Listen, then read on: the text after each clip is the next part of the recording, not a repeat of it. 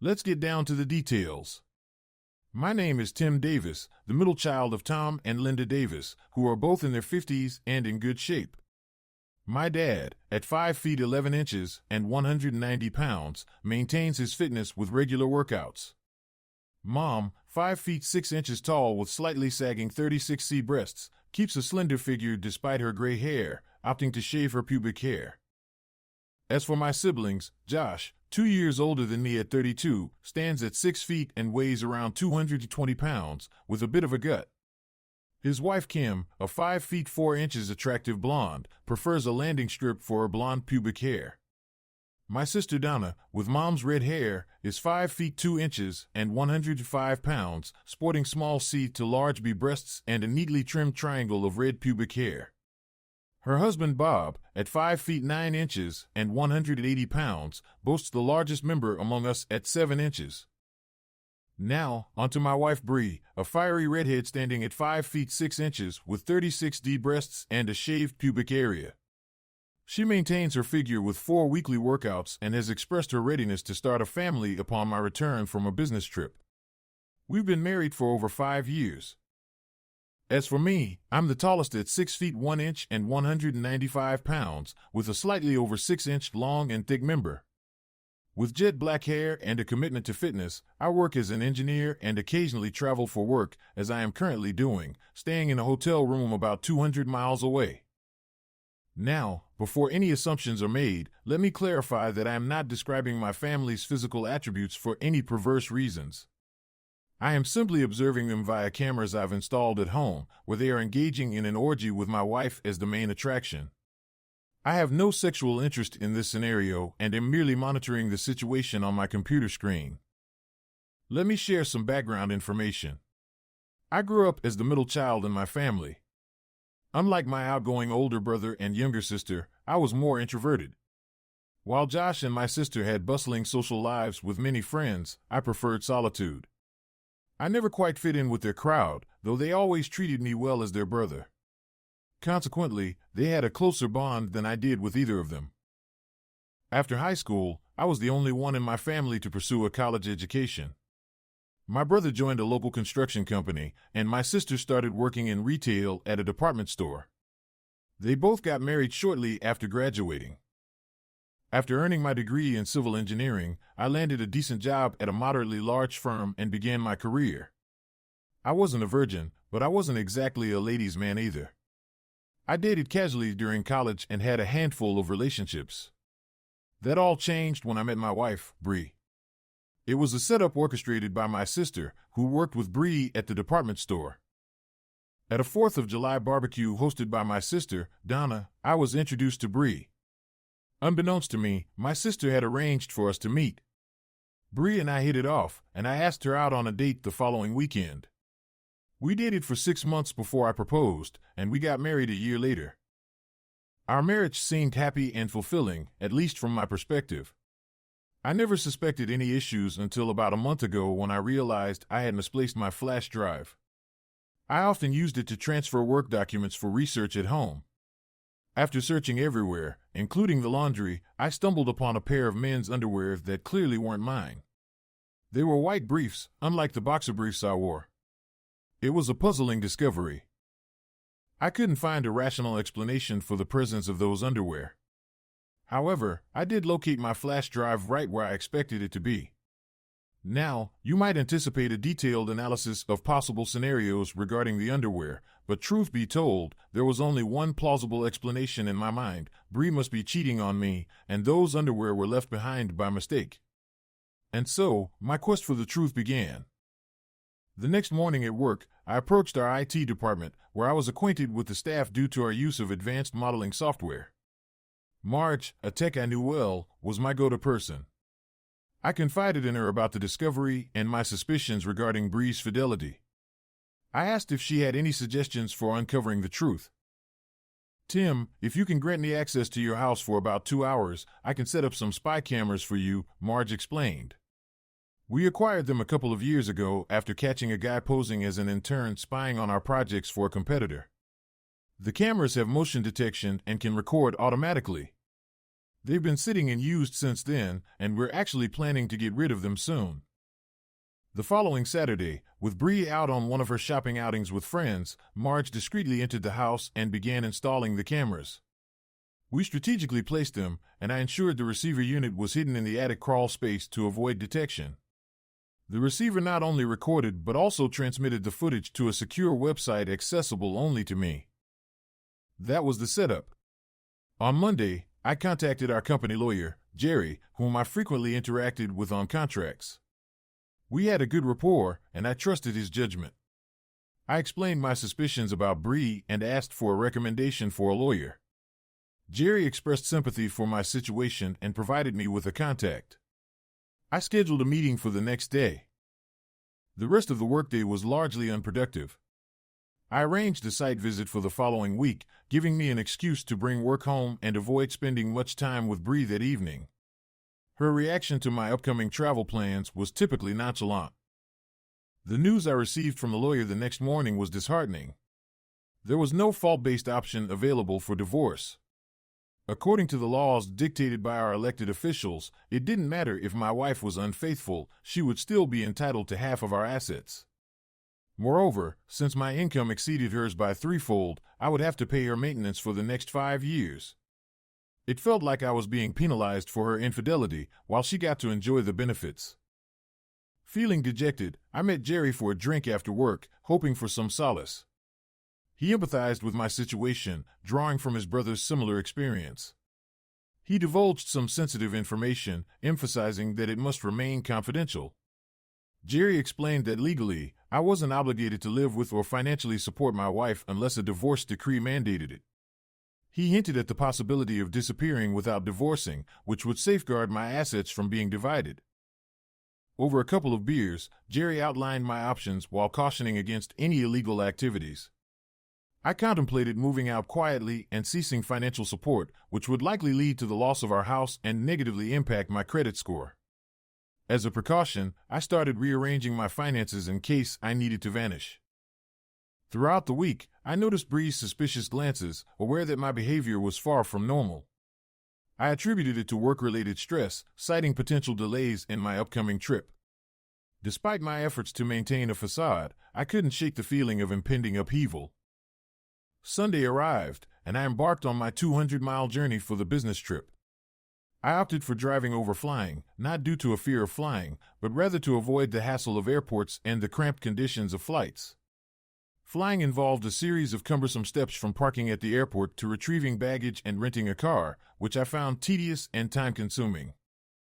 Returning to the hotel on Monday night, I decided to check the hidden cameras installed in the house.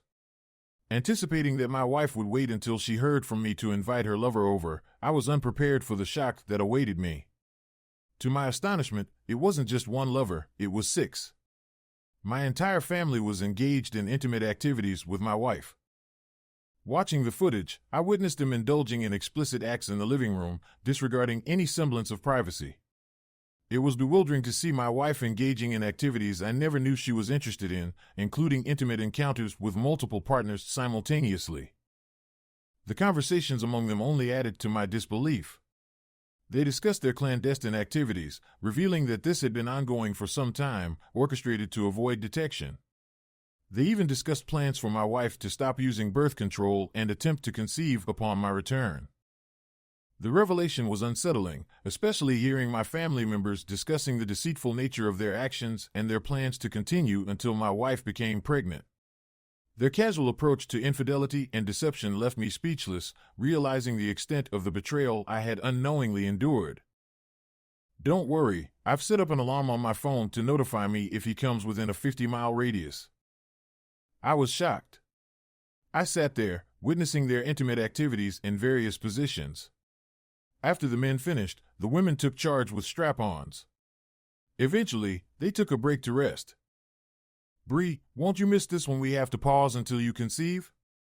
"It could take months," Kim asked. "Oh God, yes. I adore being intimate with all of you. I've always had a high sex drive and enjoyed group encounters. Waiting for him to travel out of town for a few days each month is agonizing. I don't know how I'll cope without my regular encounters," Bree confessed.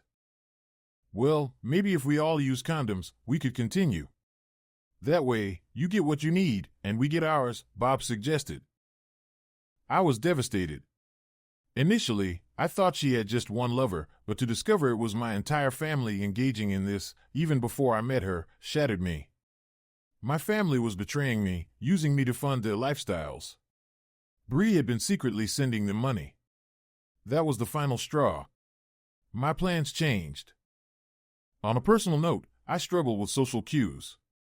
In college, I once missed a girl's hint about wanting me to teach her automotive skills.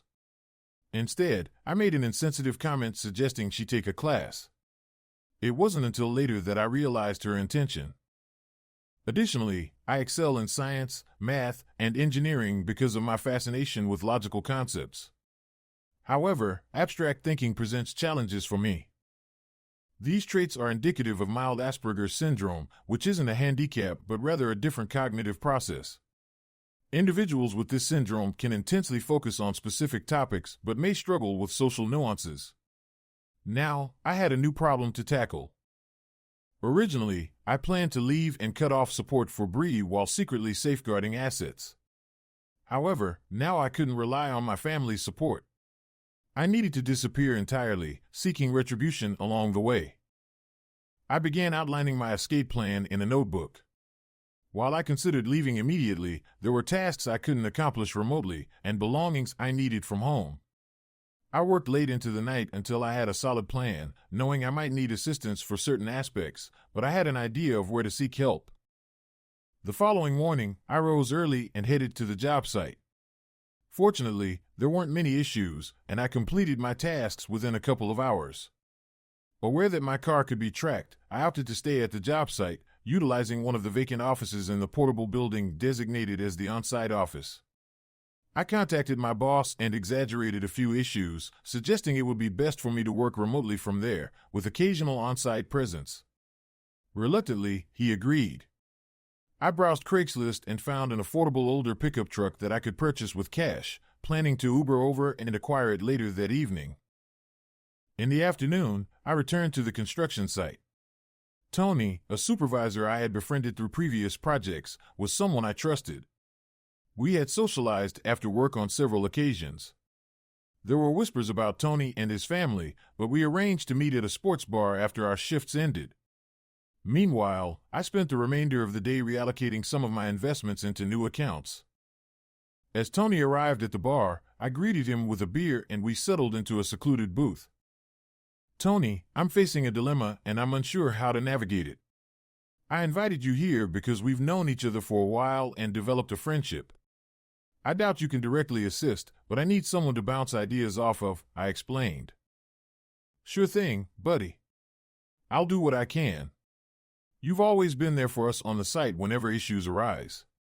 Maybe I can return the favor. I have a network of friends owing me some favors, he replied with a grin. All right. This stays between us. I need to vanish.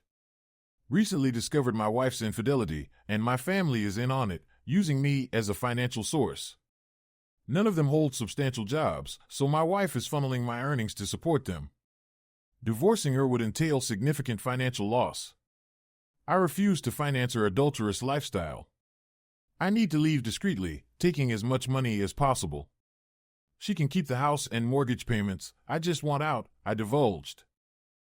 I might be able to assist, but it'll take about a week. When do you plan on leaving? Tony inquired. I spoke to my boss today and secured permission to work remotely for 2 more weeks. Since she's tracking my car, I purchased a cheap pickup to sneak home and gather essential items, documents, tools, additional clothes. After the 2 weeks, I intend to vanish. Tomorrow, I'll return, submit my 2-week notice, and withdraw my retirement funds. It's not substantial, but I won't let her lay a hand on it. She's been cheating on me since we started dating, I elaborated. All right, got it. Any plans for revenge against her and her lover? Tony asked. I've already devised a plan.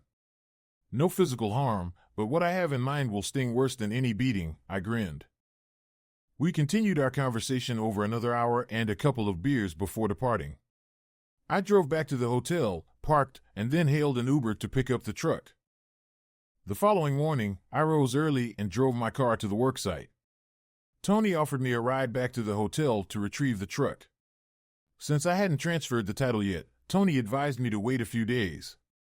Before parting ways, he snapped a couple of pictures of me on his cell phone.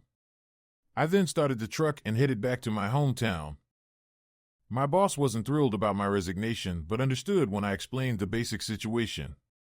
I refrained from mentioning the extent of Bree's infidelity, only stating that my family was aiding her betrayal. I visited HR to arrange for cashing out my retirement and depositing my final paycheck, along with an used vacation and sick leave, into a new account, which I would provide the details for later. After concluding business at the office, I drove my truck to my house. Parking discreetly down the street, I activated my cell phone's hotspot for internet access and used my laptop to monitor the spy cameras inside the house.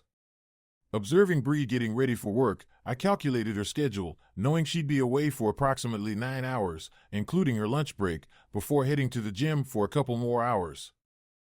With the coast clear, I entered the garage 5 minutes after she left. Hastily, I gathered essential documents like my passport, birth certificate, civil engineering degree, and PE license, along with financial papers.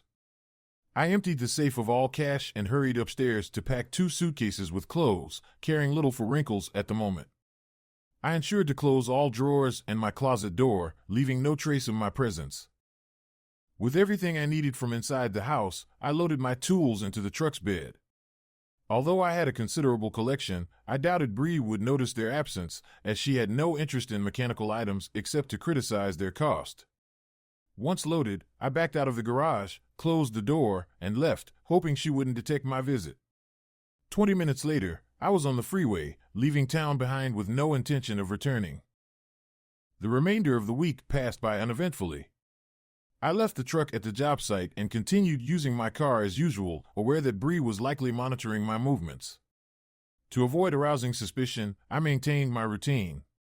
Meanwhile, I kept a watchful eye on the ongoing group activities at the house, recording them as before. It surprised me when the sex gatherings shifted to daytime hours, coinciding with the women's days off.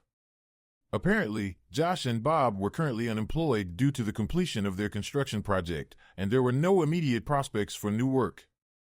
Donna and Kim, earning slightly above minimum wage, were facing financial difficulties. I felt frustrated when Bree wrote them each a $1,000 check. Tempted to close the account immediately, I resisted, attributing it to the stupid tax of marrying her. On Friday morning, Tony approached me and handed over an envelope containing details of a new offshore account set up in my name by his acquaintance. He advised changing the access password before any transactions. Expressing my gratitude, I inquired about the payment owed to him. "You'll need to settle $10,000 before your departure, but it can wait until next week. I'll provide additional documents by then," he replied. The sum was manageable for me. An hour later, I contacted HR to arrange the direct deposit of my retirement and final paycheck into the designated account. After updating the password, I spent the rest of the day and the weekend wrapping up pending work tasks. Despite efforts to maintain normalcy during phone calls with Bree, it became increasingly challenging. On Tuesday, Tony handed me another packet containing a new passport, driver's license, and social security card. I assured him of the payment by the following evening. To avoid arousing suspicion, I withdrew $500 daily from my savings account, keeping it below the federal reporting threshold. At lunch, I withdrew $4,500 from the local bank and discreetly delivered the cash to Tony that evening.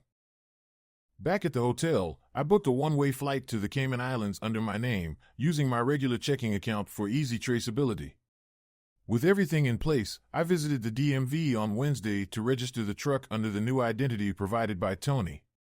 It was then I remembered the rumors about Tony's involvement in shady dealings, corroborated by his Italian heritage. Despite this, we had formed a close friendship after I had vouched for his innocence during a previous incident.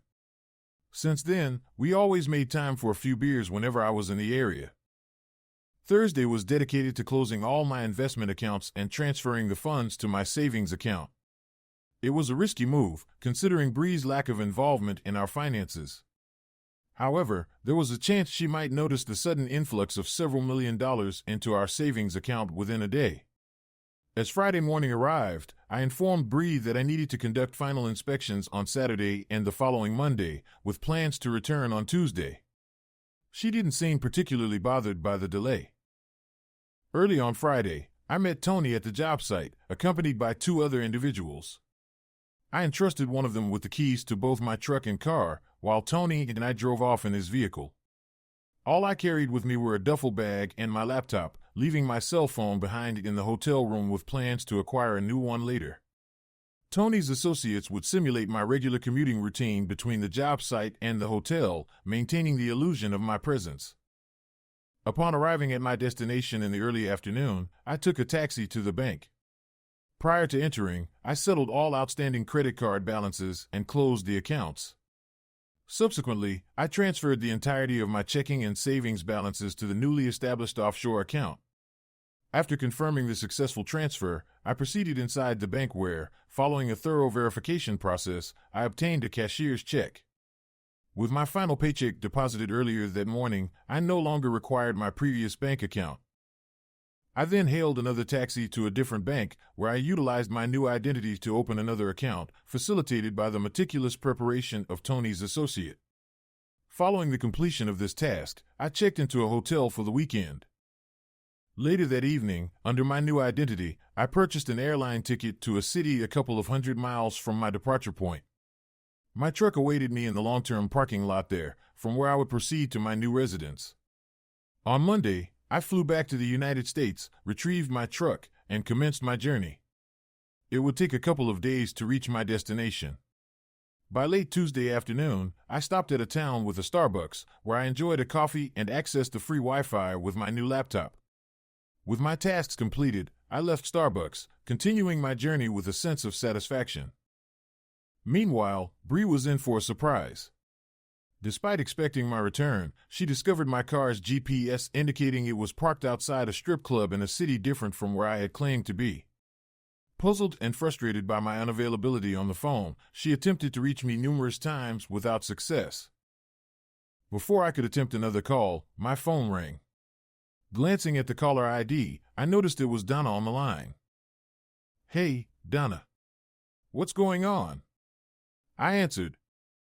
"Tim still hasn't arrived. Have you checked the GPS on his car?" Donna sounded frantic. "No, not yet." "Why?" I replied. "Tim sent out an email today." "You need to check it now," Donna urged. "All right, let me take a look," I said, logging into my email on the computer. There it was, an email from Tim containing a link. Opening it, I discovered it was a porn website featuring videos from the past few weeks, including our recent activities. Shocked, I realized Tim had installed spy cameras throughout the house. "Damn it! He put spy cameras everywhere!" I exclaimed, searching for a hidden camera. "We're screwed.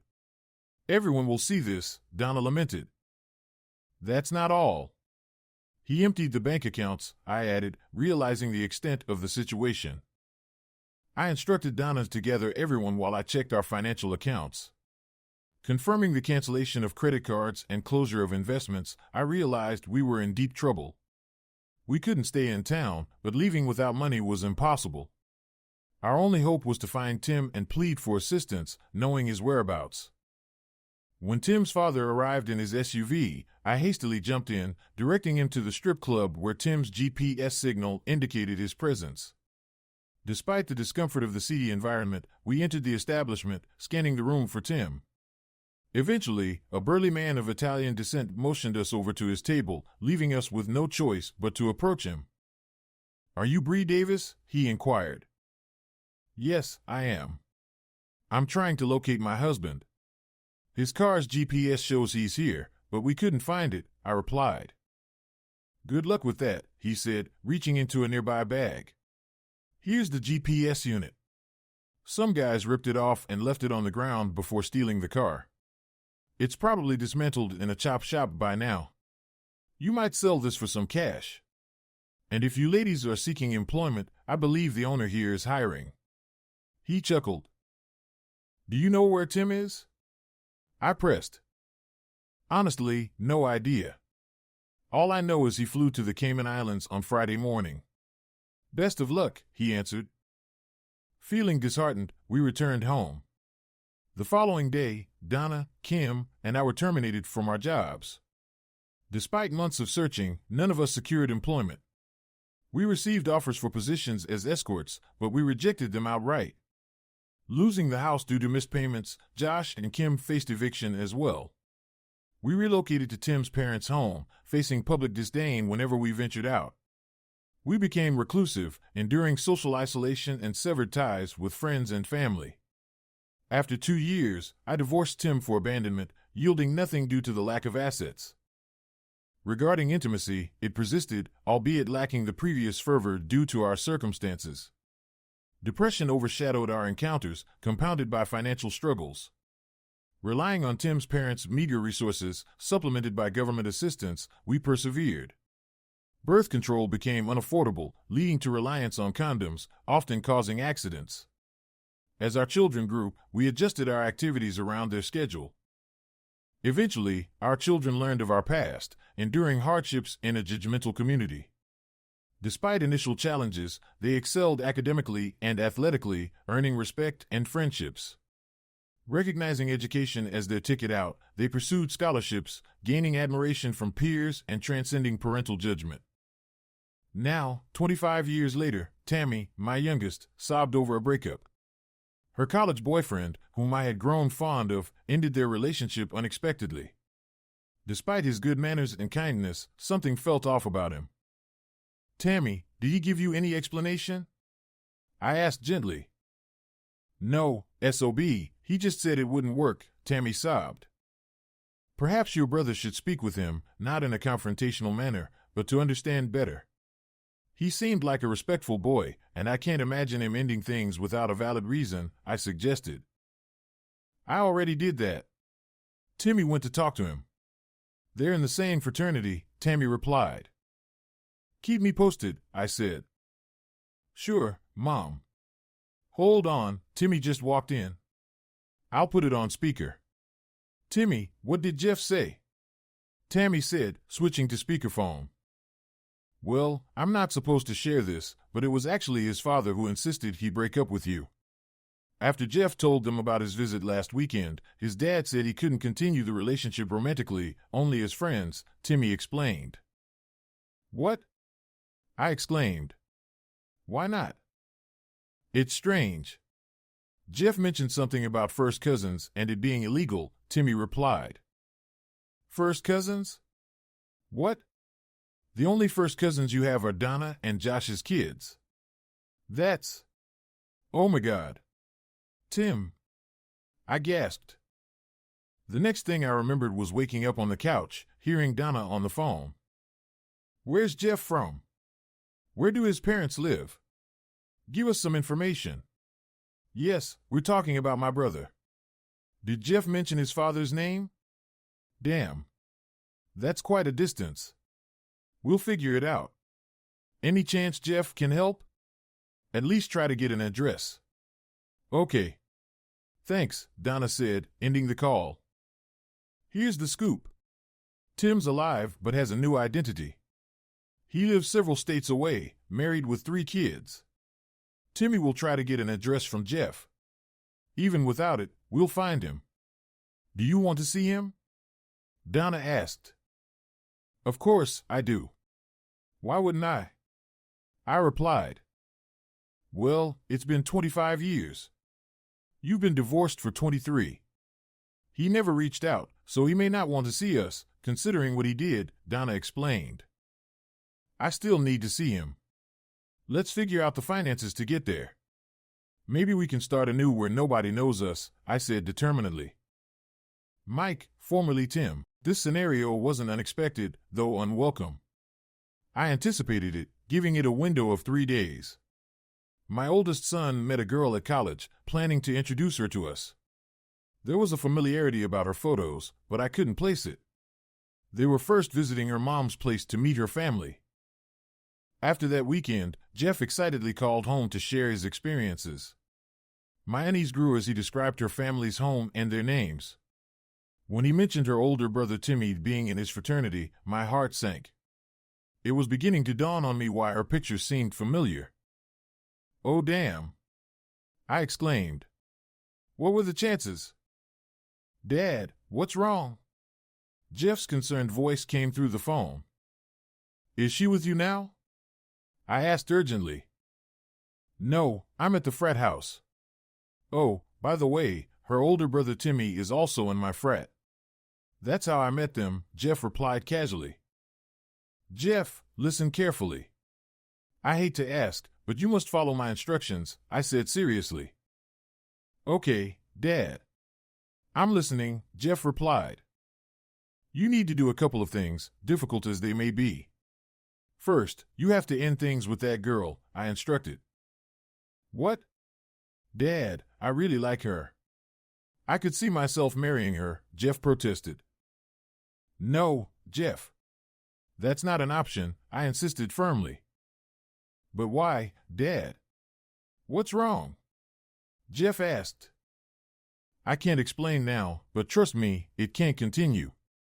And you mustn't reveal any information about us to her or Timmy. They can't know anything about our family," I explained urgently. "Dad, you can't expect me to break up with her without a reason. Besides, Timmy already knows about you and where we live," Jeff argued. "Damn it. That complicates things," I muttered. "Jeff, have you two, you know?" "Well, yeah, we've been together for a few months," Jeff admitted. "Stop it immediately. Break up with her and never do it again," I ordered. "Dad, what's happening?" Jeff sounded confused. "She's your cousin, Jeff. Having a relationship with her is illegal. You can't marry her," I revealed. "What? I thought we didn't have any relatives on your side. You said they were all dead," Jeff exclaimed. "It's complicated. Come home this weekend, and I'll explain everything.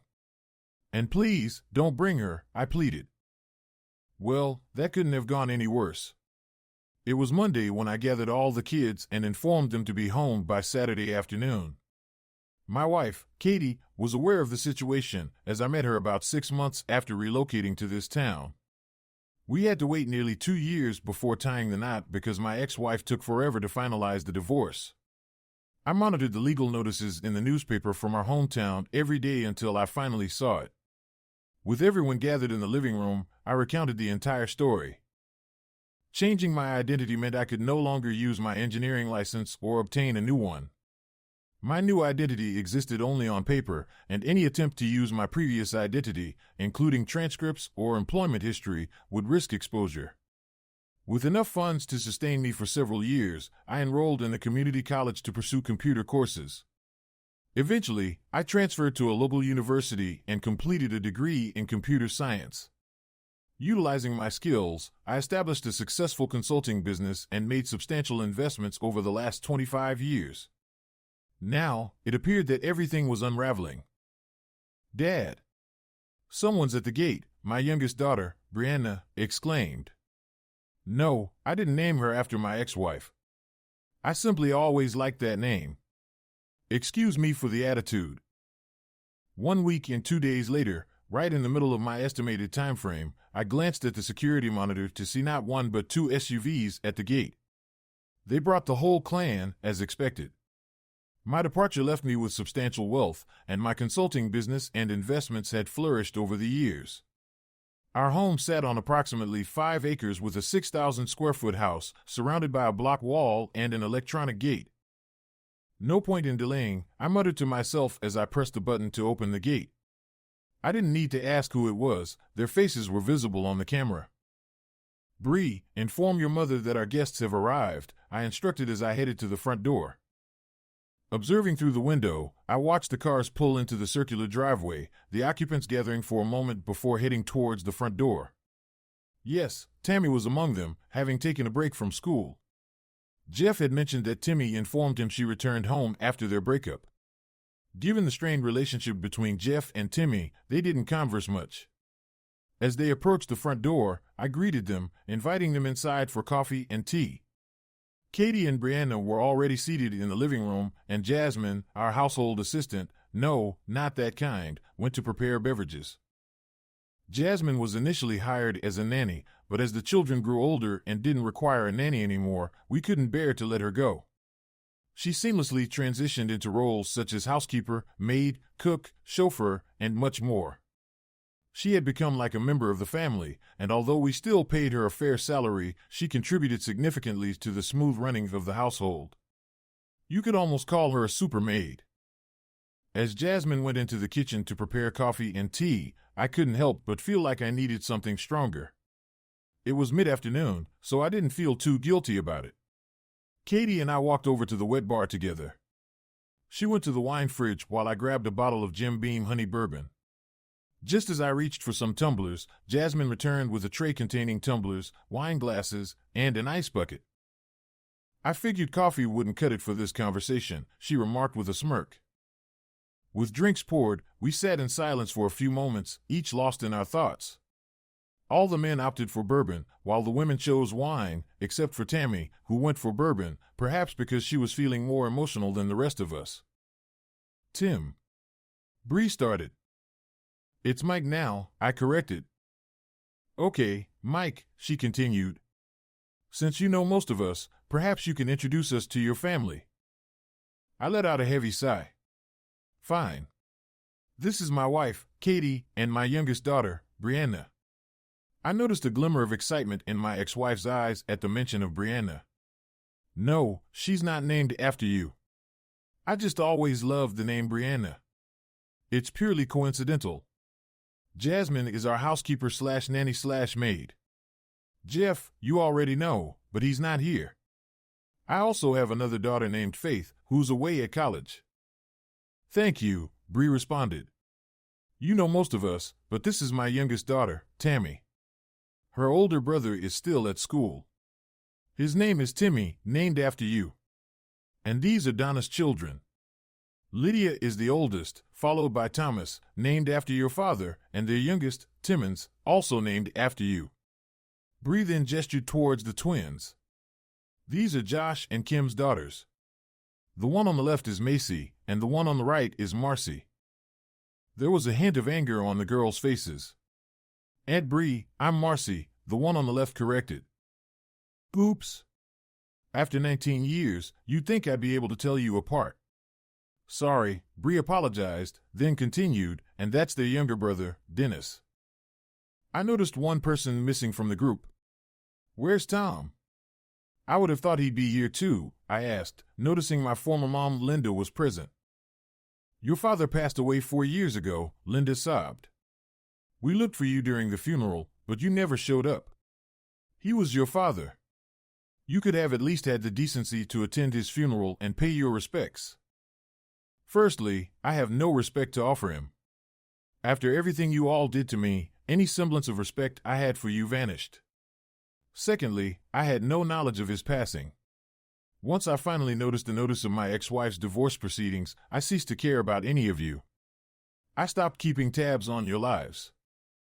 Do you still harbor such intense animosity toward us? Donna inquired. Frankly, no. I harbored bitterness for a considerable time, but I eventually realized that my resentment was detrimental to my own well-being. Now, I simply feel indifferent. I'm entirely apathetic toward all of you. Whatever happens to you affects me as much as hearing news about a stranger on the opposite side of the globe. I could see that my words hit them hard. If there were hatred, it would have indicated an emotional connection that could potentially be salvaged. Hatred is but a short leap from love. Marriage counselors often deal with this dynamic. As long as there's hatred, there's a chance to mend the relationship. However, the antithesis of love isn't hatred, it's indifference. Genuine indifference leaves no room for reconciliation. Sure, I remarried. They probably didn't think there was a chance for Bree and me to reconcile, but they hoped to salvage their familial ties with me. When they realized I felt nothing toward them, they finally understood that any hope of rekindling a relationship was futile. To me, they were mere acquaintances of the past. So, there's no hope for reconciliation at all? Linda inquired. Not a chance, I affirmed. You all betrayed me from the moment I began dating Bree. The betrayal continued even after our engagement and throughout our marriage. I overheard your conversations while you engaged in intercourse in the living room. To all of you, I was just a means to an end. You never cared for me.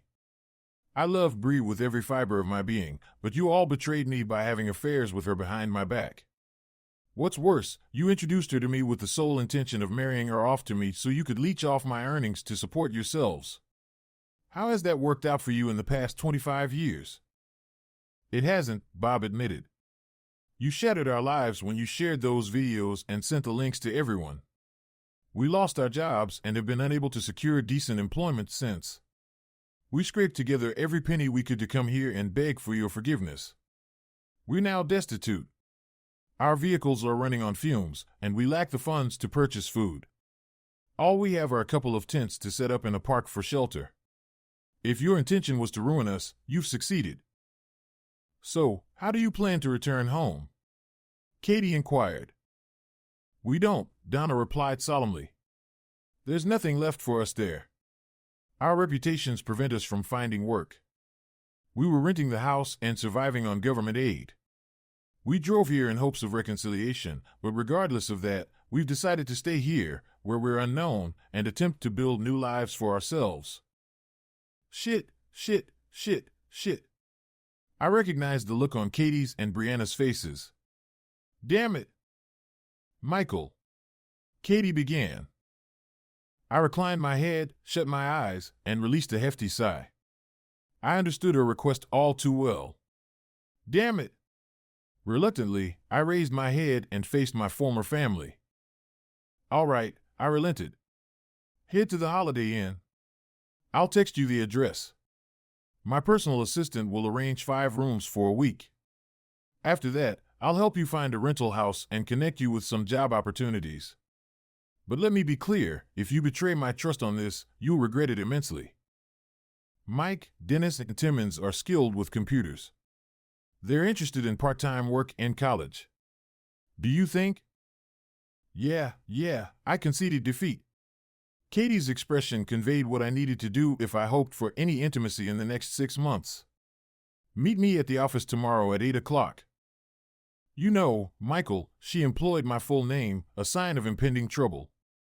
It's such a lovely day, and we haven't barbecued in ages. How about I send Jasmine to grab some steaks and corn on the cob? I'll prepare my famous potato salad, and Jasmine can whip up her delightful spinach salad. After 3 days on the road, they must be famished and in need of a good meal.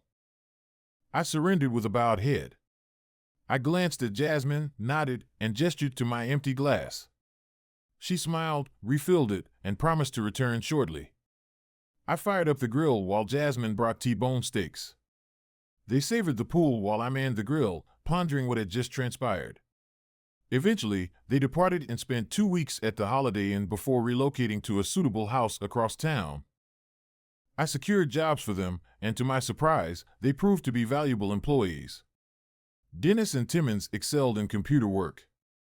Katie persuaded me to cover any college expenses not covered by scholarships for the kids. She continued inviting them over for dinner monthly. I could never distinguish Macy from Marcy.